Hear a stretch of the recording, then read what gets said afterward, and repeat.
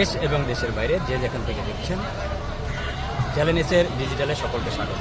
আমি এই মুহূর্তে রয়েছি ঢাকা জেলার সাভার আশুলিয়ায় অবস্থিত নন্দন পার্ক। সেই নন্দন পার্কের সামনে থেকে আপনাদের সঙ্গে সংযুক্ত হয়ে গেছি আমি আমিনুল ইসলাম। দর্শক, জানিয়ে রাখি, এবারের ঈদে কিন্তু লম্বা ছুটি হওয়ায় কিন্তু বিভিন্ন জায়গায় দর্শনার্থীরা ঘুরতে বেরিয়েছেন। তারই ধারাবাহিকতায় কিন্তু আজকে আমরা রয়েছি নন্দন পার্কের সামনে।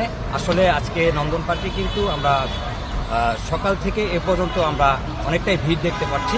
আমরা এখানে যারা দর্শনার্থীরা এসেছেন তাদের সঙ্গে কথা বলে জানবো কতটুকু তারা এই ঈদের আনন্দ ভাগাভাগি করার জন্য এসেছেন। বলেন তো, অনেক ভালো, আলহামদুলিল্লাহ। কতদিন ছুটি পাইছিলেন? আর এবং ছুটি পাইছি 11 দিন।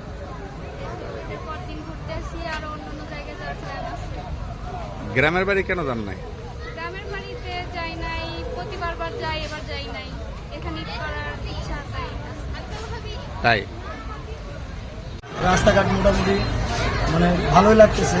অন্য ঈদের চেয়ে এবার আমি একটু মোটামুটি আরামায়েশ করতেছি। কিন্তু আমার অভিযোগ হলো এই নন্দন পার্কে আসার আগে আপনার নন্দন পার্কের যে প্রবেশ ফি ওখানে একরকম দেখছি, কিন্তু এখানে আসার পরে আমি দেখতেছি সর্বনিম্ন প্রবেশ ফি হলো 750।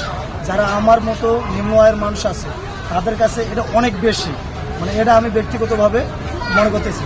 আর বিশেষ করে আমি গুগলে সার্চ দেওয়ারছিলাম, ওখানে ওনারা প্রাইসটা দেখাইছিল সম্ভবত একটা হলো 250 এবং একটা হলো 330। সেখানে এটা কিন্তু অনেক বেশি, তার তুলনায় বেশি, অনেক বেশি। আপনার কয়টা টিকিট নিয়ে? আমি এখানে টিকিট নিয়েছি, আমরা ফ্যামিলি শো আসছি, আপনার মোট 6টা টিকিট নিয়েছি। তা 6টা টিকিটে আমাদের আসছে হলো 3150 টাকা। আপনাদের চাওয়াটা কি বলেন তো একটু?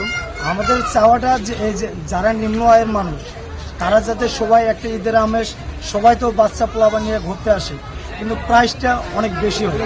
প্রাইসটা যে 200-250 ভেতরে থাকে, অন্তত প্রবেশ ফি, রাইডগুলো বাদ দিলাম।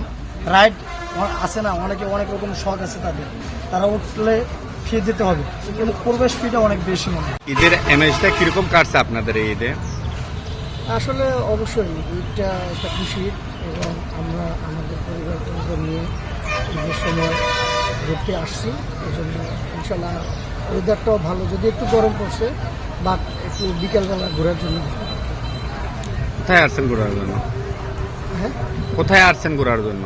আমরা যেহেতু আমাদের বাসা কালিয়াকৈরে, তো কালিয়াকৈরে তো আমাদের বিনোদনের জন্য আসলে নন্দন পার্ক, আরও কিছু সোয়াটপল্লী, আরও কিছু আছে।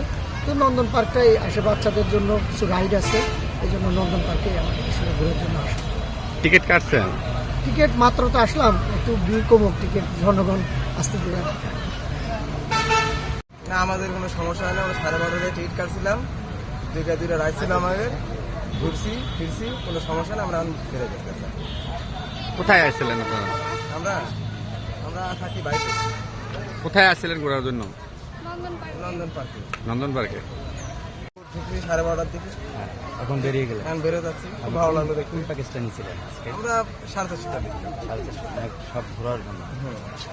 আমিনু, 2টা রাইড ফ্রি ছিল। এক মিনিট আমি কথা। আমার নাম সিদ্দিক, চাকরি করি লেজার ফ্যাক্টরিতে। বাড়ি যাইতে পাইনি, একমাত্র গাড়িতে ওখানে দাম বেশির কারণে যাইতে পারি। ওই জন্য এখন আইসি বুক আছে, আমি এখানে আছি।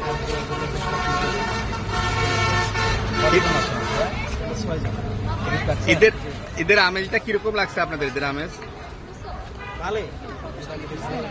টিকিট কাটছেন আপনারা? কত করে? টিকিট তো গেলাম 450 টাকা। আচ্ছা, আমি এই বিষয়ে কিছু কথা বলি।